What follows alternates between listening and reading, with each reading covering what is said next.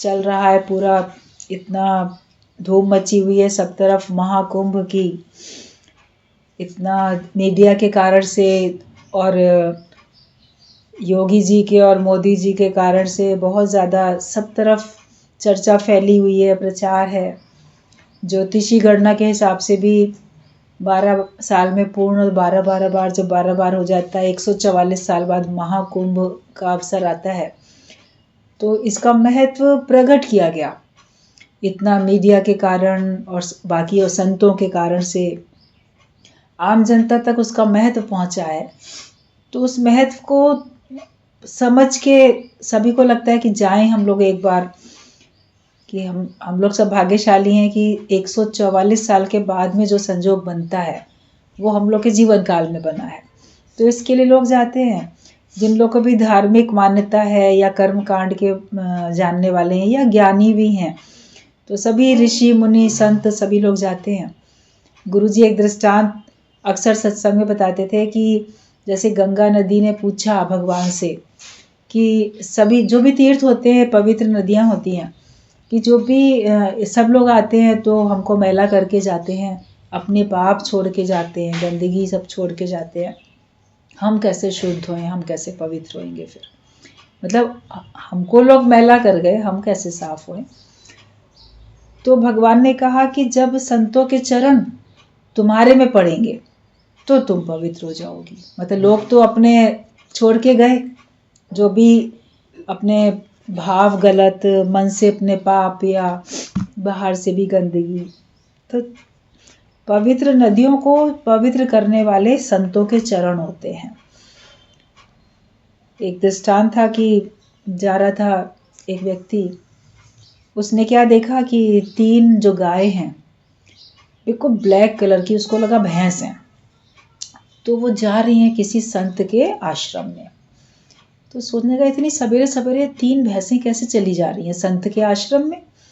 तो वहाँ थोड़ी देर में क्या देखा, जहाँ आश्रम था वहाँ पर एक बहुत बड़ा सा जैसे तालाब भी था संत के आश्रम में, संत का। तो उन्होंने जाके पानी में वहाँ स्नान किया, और जब स्नान किया उधर से आई बाहर उस कुंड से, उधर से निकल के तो बिल्कुल उजली सफ़ेद एकदम। तो बड़ा हैरान हुआ, कहता ये क्या, तुम लोग जब गई थी तो इतनी काली जैसे भैंस, और अभी एकदम को साफ होके आई हो, ये क्या चमत्कार है? तो उन्होंने कहा कि दरअसल हम लोग गंगा यमुना सरस्वती, हम 3 हैं, तो लोग हमको मैला कर जाते हैं, मलिन कर जाते हैं, तो हम फिर संत के उसमें आके, और जिसमें वो तालाब में जहाँ नहाते हैं, तो वहाँ जब हम नहा के जाते हैं तो हम साफ हो जाते हैं।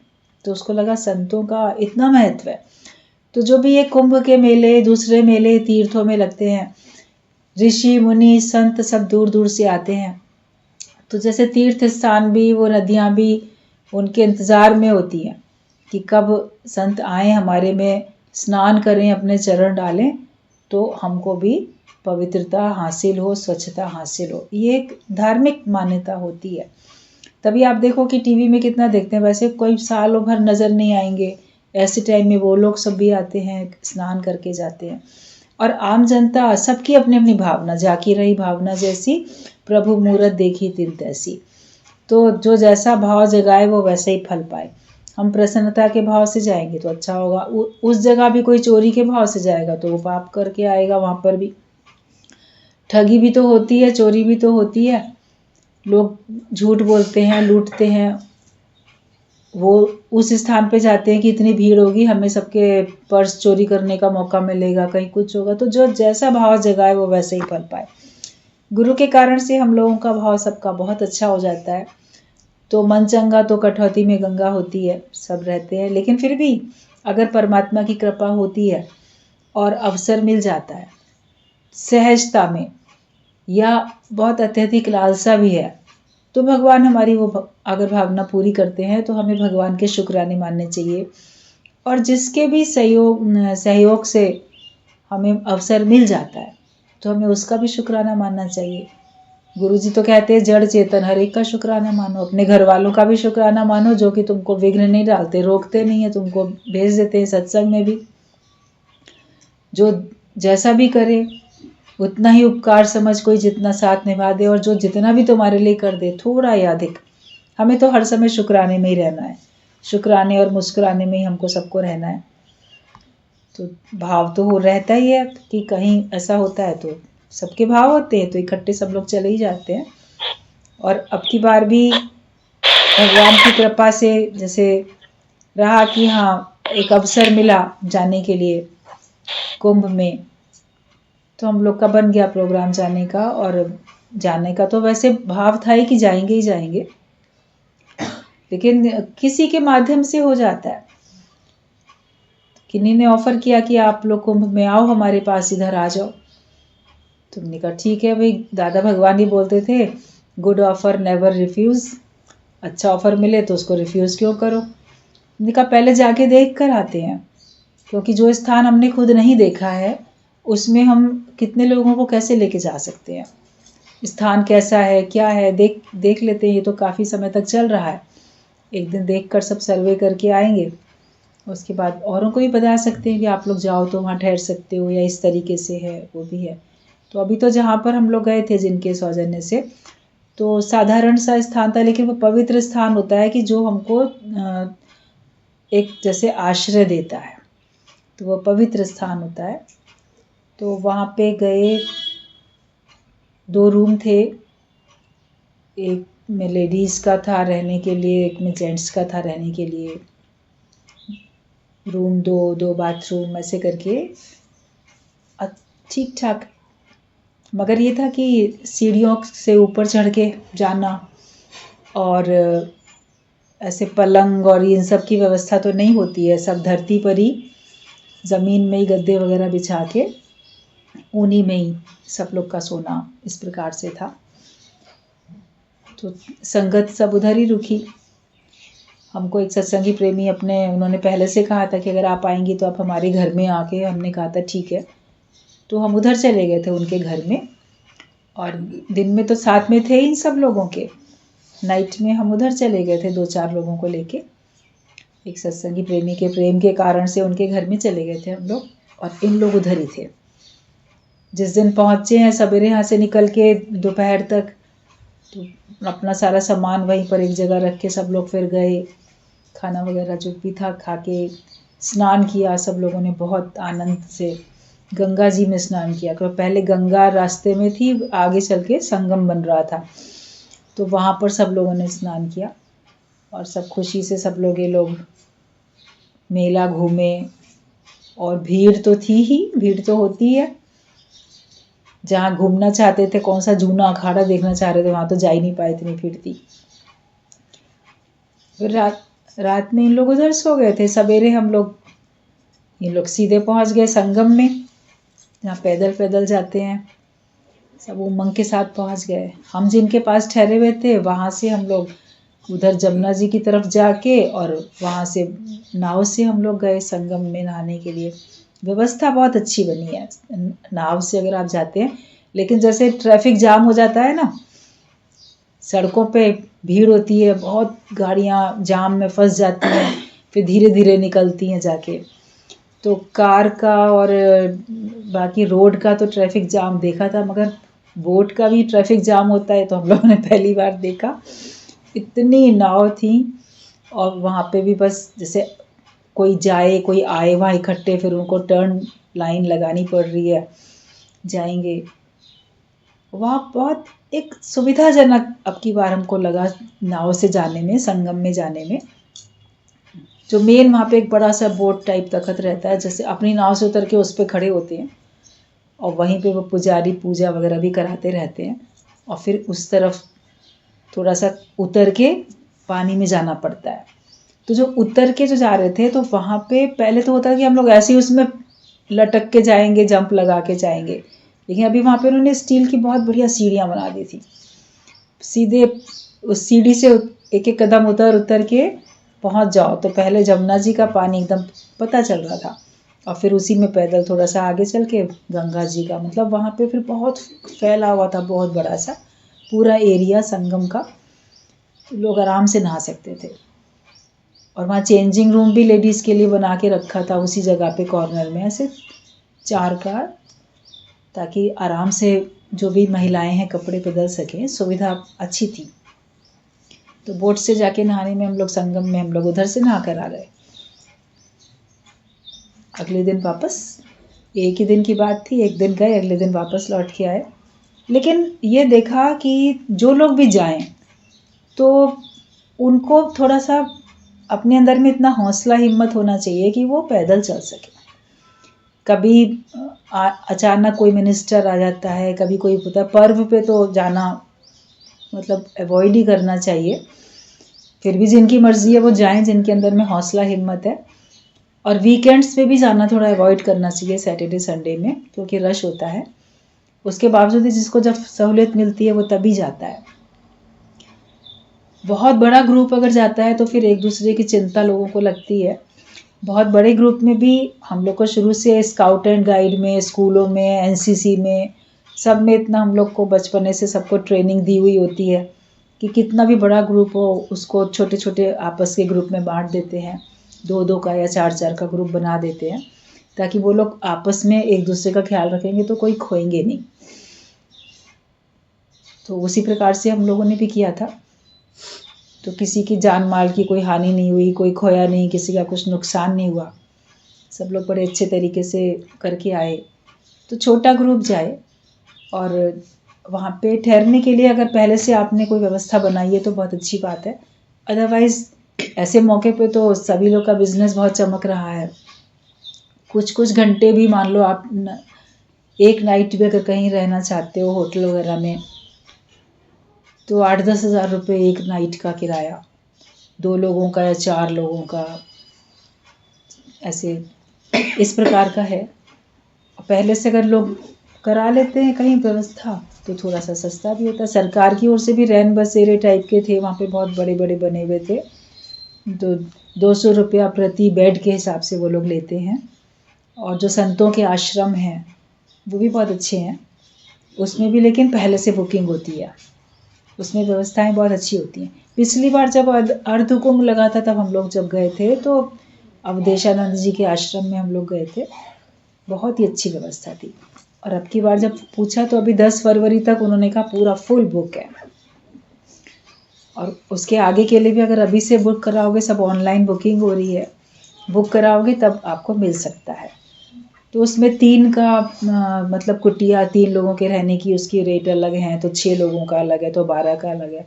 या ऐसे 50 लोगों का भी एक डॉर्मेट्री टाइप है तो उसका रेट अलग है, उस हिसाब से है। और उनका रहने का, खाने का सब व्यवस्था जो हम लोग देख कर आए थे तो बड़ी अच्छी है पहले से भी। तो जिसको जैसे हो, अगर जिनके कोई भी हैं जानकारी के अपने संबंधी मित्र, वहाँ पे जाके ठहर सकते हैं किसी के घर में भी। और अदरवाइज़ बहुत अर्ली मॉर्निंग जाए व्यक्ति और वहाँ पे स्नान करे और नाइट वापस उसी दिन वापस हो जाए, वो ज़्यादा अच्छा है कि आपको कहीं भी रहने की ज़रूरत नहीं है। आप अगर आपके शहर से नज़दीक है या ट्रेन से भी कोई जाते हैं तो सारी रात ट्रेन से चल के आप सवेरे सवेरे वहाँ अगर पहुँच जाते हो तो उसके बाद वहाँ से स्नान करके फिर नाइट की ट्रेन लेके वापस अपने शहर में जा सकते हो। बसेस भी चलती हैं, जिनका जैसा मन है वो लोग वैसा कर सकते हैं। अंदर भी थोड़ा रहता है ई रिक्शा और ऑटो वगैरह की व्यवस्था, जहाँ तक भी परमिट करते हैं उस समय पे भीड़ को देखते हुए वहाँ तक लोग चले जाते हैं। तो कम ही चलना पड़ रहा, हम लोग को तो शायद ना के बराबर ही चलना पड़ा था। लेकिन सवेरे संगम में जाने के जो ये लोग पैदल संगम में गए थे तो इन लोग को सीधा जाना पड़ा था। लेकिन कुल मिला के व्यवस्था अच्छी लगी। चेंज होता है, सब कुछ बढ़िया होता है, मन का परिवर्तन होता है, सब अपने घर से छूट के जाते हैं, फैमिली के साथ भी जाते हैं, तो ये सब आयोजन होते हैं। हमें बेसिकली ये लगता है कि जो भी स्नान के पर्व बने हैं कभी भी किसी भी मौके पे, अपने तो हिंदू धर्म में आए दिन स्नान का रहता ही रहता है, तो वो सब प्रकृति को और नदियों को, उनको जैसे कि सम्मान देने के लिए, उनकी पूजा करने के लिए है कि उन्हीं से तो हमको जीवन मिलता है। अगर धरती पे नदियाँ ना हो, पानी ना हो तो आपको कुछ भी नहीं मिल सकता। जल ही जीवन है बोला गया है। तो ये एक तरीके से नदियों के प्रति कृतज्ञता का भाव, तभी तो गंगा स्नान करके लोग गंगा की पूजा करते हैं। वो एक रिचुअल बना लिया कि हाँ जल्दी हमें दीपक जलाना है, हमको धूप बत्ती घुमा देनी है, फूल डाल देने, चले आना है। ये तो एक बाहर की बात है, मगर आपको उसको ये रखना है कि ये भगवान है और हमने इनके द्वारा जीवन पाया है। तभी तो गंगा मैया कहते हैं, गंगा माँ बोलते हैं, सरस्वती माता, गंगा माता, यमुना माता, ये सब माँ बोली गई है ना। नदियाँ भी तो माँ बोली गई हैं कि वो कितनी जैसे प्रकृति में उनके द्वारा हमारी संभाल हो रही है। अगर ना हो तो फिर आप ना कुछ फसल उग सकती है, ना खेती हो सकती है, पानी भी कहाँ से पियोगे। तो ये जो भी है पर्व स्नान के, तो वो इन नदियों को महत्व देने के लिए है, तो हमें उतना महत्व देना चाहिए। अब महत्व अगर किसी को दे रहे हो, किसी की पूजा अगर कर रहे हो, तो क्या उसको गंदा करोगे? घर में भी जो आपकी मूर्तियां होती हैं जिनको भगवान जान के आप पूजा करते हो, या जो कोई व्यक्ति आपके लिए पूजनीय होता है, तो अगर वो हमारे लिए पूजनीय है तो क्या हम उसको गंदा करेंगे? तो एक तरफ तो गंगा स्नान में या संगम में या किसी भी हम पवित्र नदी में स्नान करने के लिए अगर जा रहे हैं तो वो हमारे लिए पूजनीय है, तो हमारा पहला धर्म बन जाता है कि हम वहाँ पे गंदा नहीं करेंगे। अब किसकी जिम्मेदारी है? जो व्यक्ति जा रहा है उसकी जिम्मेदारी है। सब जगह पे डस्टबिन बने हुए हैं, तो वहाँ पे ही आप कूड़ा डालो। रेलवे स्टेशन पे हो तो वहाँ पे भी आप डस्टबिन में ही डालो, जहाँ भी हो, ट्रेन में हो, बस में हो, घर में हो, बाहर हो, कहीं भी हो। तो ये तो आपकी अपनी जिम्मेदारी होती है ना कि आप उसको उतना अच्छा रखें, साफ रखें। आप ठीक रखोगे तो सब व्यवस्था ठीक बनी रहेगी। एक व्यक्ति गड़बड़ करेगा तो सब गड़बड़ होगी। और वहाँ पर हमने देखा सफाई का तो बहुत अच्छा इंतजाम था। बोट में बैठने से पहले भी उधर टेंट वगैरह जो थे, उधर जहाँ तहाँ लेडीज़ के लिए अलग, जेंट्स के लिए अलग, सब पब्लिक टॉयलेट्स बनाए हुए हैं। वहाँ पे एक एक टैंकर बड़े बड़े रखे हुए थे पानी से भरे, और उसमें टोटी बड़ी बड़ी लगी हुई थी, और सफाई कर्मचारी भी वहीं पर ही थे। कोई बोल रहा था तो फटाफट वहाँ पे जाके दे रहे थे, और बकेट्स रखी हुई थी कि लोग ले जाके अपना पानी वहाँ पे डाल दें। और किसी ने अगर किसी को ने कहा कि उधर थोड़ा डाल दो, तो वो लोग बड़े अच्छे से डाल के आ रहे थे। मतलब सब देखा स्वच्छता का तो काफ़ी बहुत अच्छा बंदोबस्त था वहाँ पे, जो हम लोग को दिखाई दिया। जितना जहाँ जहाँ भी हम गए हमने तो देखा, हमको तो अच्छा ही अच्छा दिखा, साफ, कहीं कोई खराबी नहीं दिख रही थी। तो उसमें क्या होता है कि सभी लोग सहयोग करते हैं तो सब होता है ना। अगर हम ही लोग सहयोग नहीं करेंगे तो कैसे होगा? धरती को भी बाहर से भी बाहर भीतर की स्वच्छता तो बोली गई है, बाहर भीतर की शुद्धि तो बोली गई है।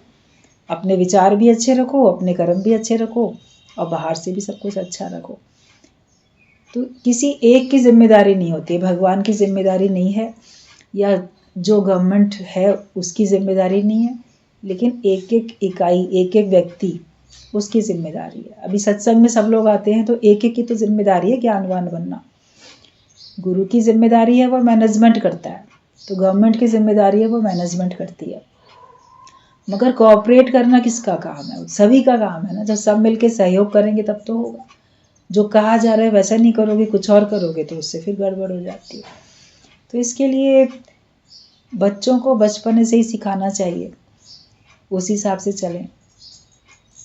जाने से पहले हमने बोल दिया था, जो एक फैमिली हमारे साथ चल रही थी, उनके 2 बच्चे थे छोटे। कहता है इन बच्चों के गले में जो है तुम लोग जो हो इनका वो आइडेंटिटी कार्ड टाइप का बना के, नाम, एड्रेस, फ़ोन नंबर, ये वो सब करके, और तब डाल के चलोगे। बड़े लोगों को भी करके चलना चाहिए। तो उस तरह से गए थे। और बाकी ये था कि अपना हाथ पकड़ के गोद में लेके चलो। होता क्या, बच्चों को छोड़ के कहाँ जाएं, कोई किस देखने वाला नहीं है, इसलिए लोग ले जाते हैं मेले वगैरह में। मगर वहाँ पे फिर उतनी संभाल भी करनी चाहिए, वरना इधर उधर खो जाते हैं बच्चे। तो हर एक को अपनी अपनी व्यवस्था अच्छी तरह से देखनी चाहिए। जीवन जीना है तो अच्छे से जियो। अगर आप अच्छी तरह से एक विचार के लोग चलोगे, जो भी एक टीम लीडर होगा उसकी बात अगर मान के चलोगे कहीं पर भी, तो परेशानी नहीं आएगी। और उसमें अगर एक ने कुछ कहा, दूसरा कुछ और कह रहा है, तो परेशानी होने लग जाती है। निज सुख निर्मल सोई पाए, जो मन को मोड़े मोड़े। ज्ञान में आने के बाद तो हर एक ने अपने मन को मोड़ना सीख लिया है। तो जब उसका मन मुड़ा हुआ है तो फिर वो देखो उसको सुख भी मिलता रहता है। और सचमुच में भगवान ने तो मनुष्य को सुख देने के लिए कितनी व्यवस्था करके रखी है, सभी कुछ है। अभी जैसे गुरुजी की बात चल रही थी कि हम कोई चीज़ देख पाते हैं तो कैसे देख पाते हैं, ये आंखों में रोशनी है तो देख पाते हैं, तो प्रकाश की सहायता से देखते हैं। लेकिन आँख में तो प्रकाश है आपके, आप देखना चाहोगे, बाहर अगर नहीं है प्रकाश, अंधेरा है, तो अंधेरा है तो आप कैसे देखोगे?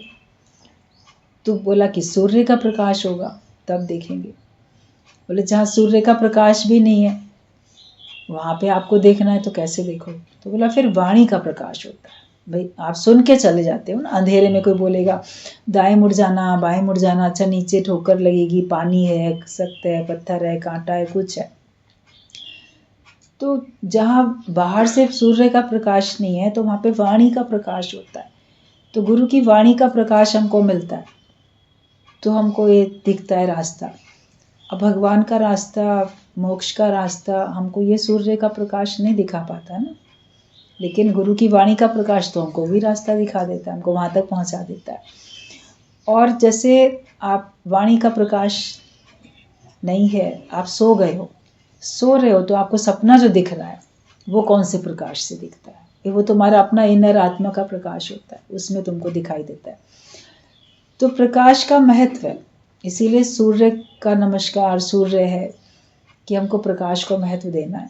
पुराने ज़माने में लोग जैसे शाम को लाइट जलती थी तो प्रणाम करते थे, जैसे बल्ब जला तो भी हम देखते थे बड़े लोग एकदम से अच्छा चलो प्रणाम किया, क्योंकि प्रकाश को प्रणाम करते थे कि हमारा जीवन बिना प्रकाश के भी नहीं चलता है, बिना पानी के भी नहीं चल रहा है तो बिना रोशनी के भी नहीं चल रहा है, सबके सहयोग से हमारा जीवन चल रहा है। तो ये सब प्रकाश देने के लिए संत जो आते हैं दुनिया में, अक्सर उनके जो जन्म उत्सव मनाए जाते हैं प्रकाश पर्व कहा जाता है।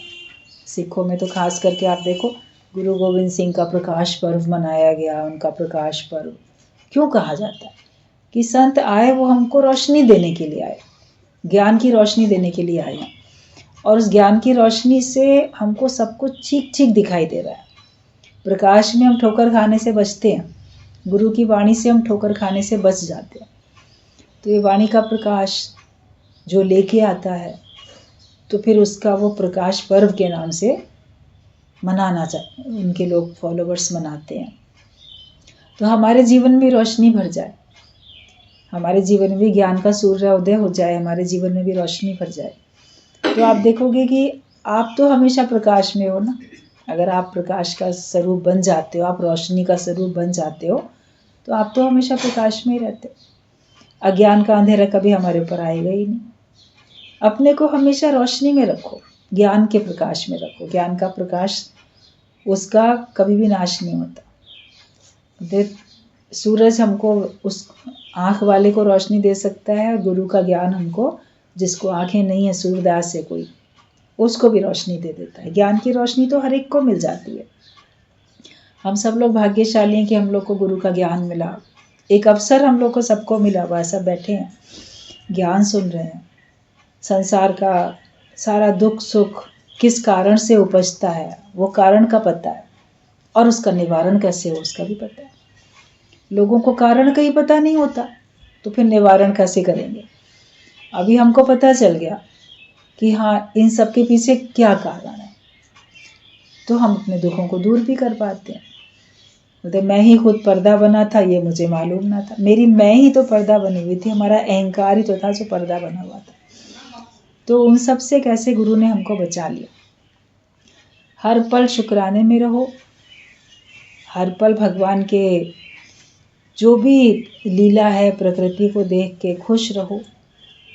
आज पेपर में पढ़ रहे थे, कोई लेडी 124-25 साल की महिला, तो उसको पूछा कि इतना लंबी आयु का तुम्हारा क्या रहस्य है?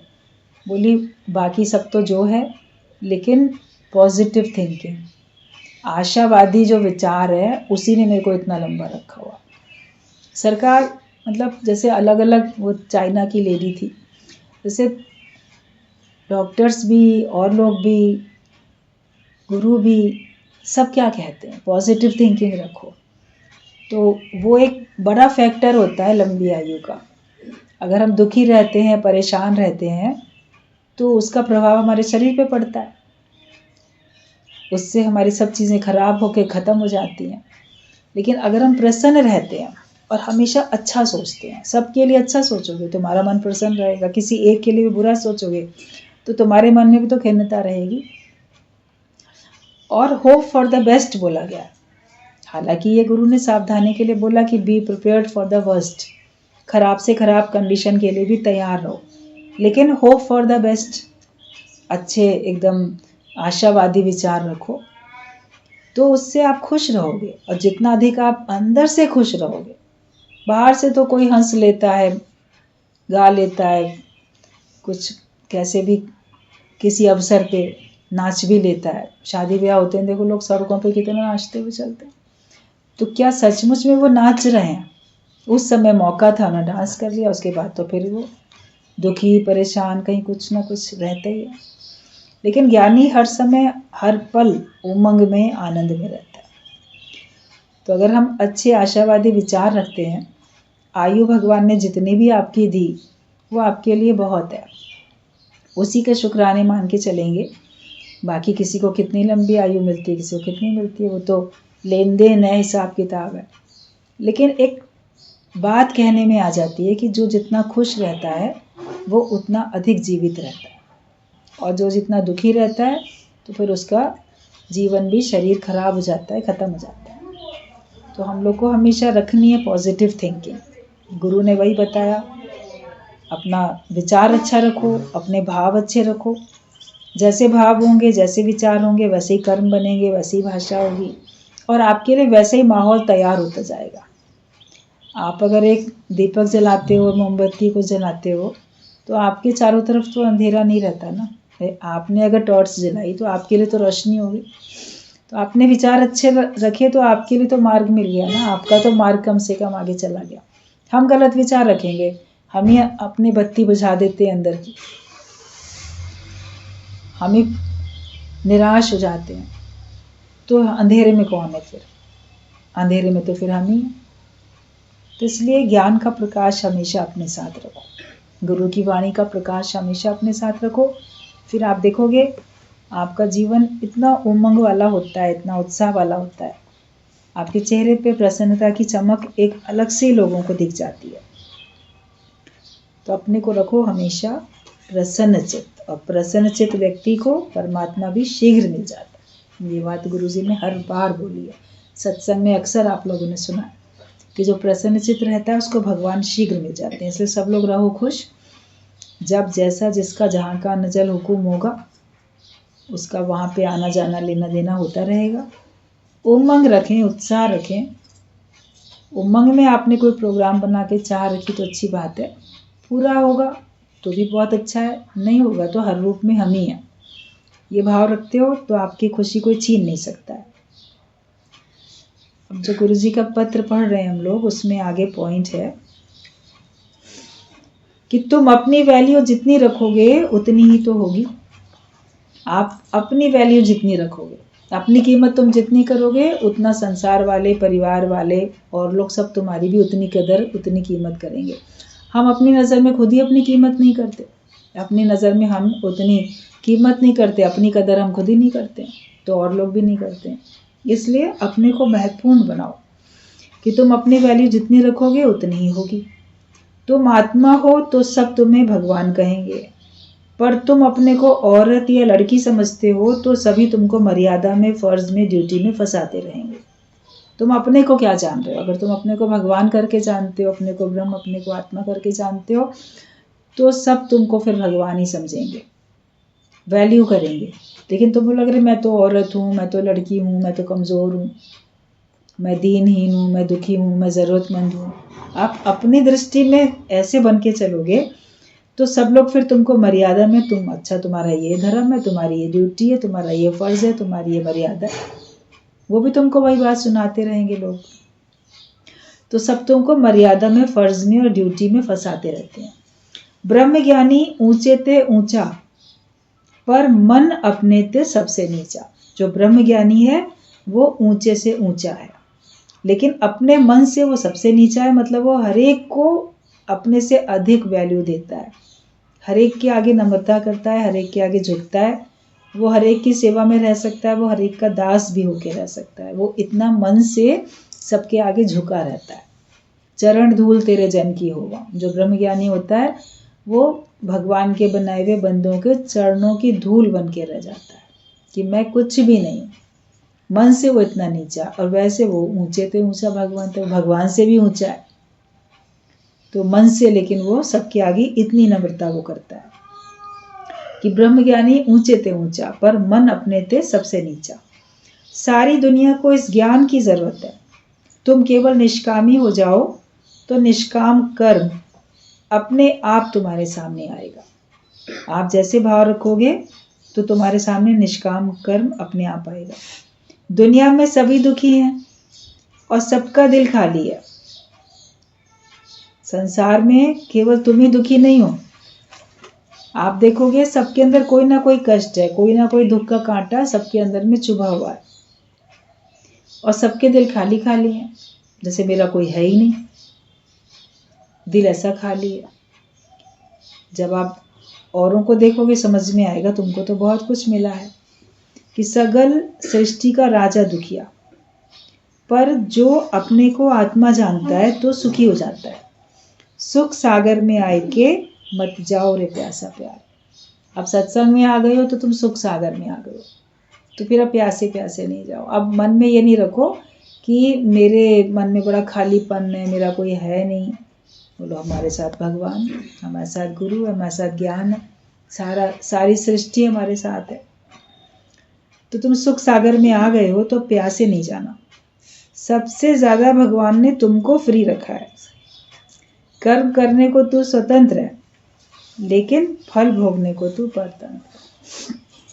कर्म करोगे उसके लिए तुम फ्री हो, कुछ भी कर सकते हो, मगर उसका रिजल्ट तुमको फिर वैसा ही मिलेगा जैसे उस कर्म का रिजल्ट भगवान ने तय कर दिया।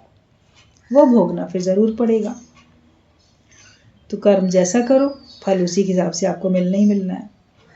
तू जितना बहादुर है उतना ही कोई तुझे कुछ नहीं कहेगा। अपने को शक्तिशाली बनाओ, अपने को बहादुर बनाओ, तो कोई तुम्हें कुछ नहीं कहेगा। हम बोलते हैं अरे मैं तो कमज़ोर हूँ, फलाना मुझे ये कह देगा, वो ऐसा बोलेगा, वो ये करेगा। इस बात से मनुष्य और कमज़ोर बनता जाता है। आप अपने बोल्ड होके चलो तो कोई क्या बोलेगा, बोलेगा फिर चुप हो जाएगा, फिर बोलना ही बंद कर देगा। लेकिन जब तक हम डरते रहते हैं, जब तक हम अपने को कमज़ोर मानते रहते हैं, तब तक लोग हमको गिराते ही रहते हैं, लोग हमको और डराते ही रहते हैं। कमज़ोर कोई तो सब गिराएंगे। अभी जो कच्ची ईंटें अगर दीवार में लगी हैं, अभी पक्की हैं, उनको कोई भी उखाड़ के ले आके कर सकता है। पक्की जो है उसको थोड़ी ना कोई निकाल सकता है। ऐसे ही मान लो रखी हुई है तो कोई भी उठा ले। तो हम कच्चे हैं तो हमें कोई भी उखाड़ देगा अपनी जगह से। हम पक्के मजबूत हैं अपने आत्मिक निश्चय में, तो वहां से कोई आपको हिला भी नहीं सकता, कोई बिगाड़ भी नहीं सकता कुछ आपका। तो तुम जितने बहादुर हो उतना ही कोई तुम्हें कुछ नहीं कहेगा। संशय अंदर नहीं रखो, अंदर सफाई होनी चाहिए और निर्विकार निर्भय होके रहो। नींद से उठ के सबके भीतर प्रेम का बीज डालते चलो। जो आज तक उल्टे चले हैं उनके शुक्राने मानो कि उनके कारण ही तो भगवान तक आए हो। जो भी तुम्हारे लिए आज तक उल्टे चल रहे थे, ये बड़ा मेरे से विपरीत चलता है हमेशा से, तो उसका शुक्राना मानो। वो अगर विपरीत नहीं चलता तो तुम्हारी परमात्मा से प्रीति भी नहीं होती, फिर तुम उसी में ही अटके रहते। तो जो हमसे गलत चलते हैं वो भी हमको भगवान तक धकेल के पहुंचाने का काम कर रहे हैं। धक्का मार रहे हैं तो तुम भगवान तक तो पहुंच रहे हो कम से कम। दुखों से अगर चोट खाई ना होती तो प्रभु तुम्हारी याद आई ना होती। तो जो भी तुमसे उल्टा चलते हैं, जो आज तक उल्टा चले हैं, उनके शुक्राने मानो कि उनके कारण ही तुम भगवान तक आए हो। निंदक नेड़े राखिए आंगन कुटी छवाए। जो तुम्हारी निंदा करता रहता है उसको अपने ही घर में आंगन में एक कुटिया बना के रख दो कि तुम यहीं मेरे सामने बैठे रहो और मेरी निंदा तुम करते रहो। तो उनके कारण से तुम और भगवान तक पहुंचोगे। और जो तुम्हारी जितनी निंदा करेगा, तुम्हारे जो भी खाते में बुरे बदकर्मों के फल हैं वो उसको मिलते चले जाएंगे। वो तुमको और अच्छा बना रहा है। और ज्ञान है तुम्हारे पास तो तुम कोई ऐसे काम करोगे भी नहीं ना जिससे निंदा हो। लेकिन फिर भी अगर कोई करता है तो फिर अपने लिए ही एक गलत माहौल, गलत परिस्थिति अपने लिए तैयार करता है। तो निंदक को तो बल्कि और नज़दीक रखो। फॉरगिव एंड फॉरगेट, आप भूल जाओ और माफ़ कर दो।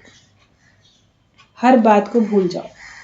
दूसरों की गलतियाँ, दूसरों के दोष जब जब याद आते हैं आपका मन खराब होता है, इसलिए भूल जाओ। गुरुजी बोलते थे रात गई बात गई, जो हो गया सो हो गया।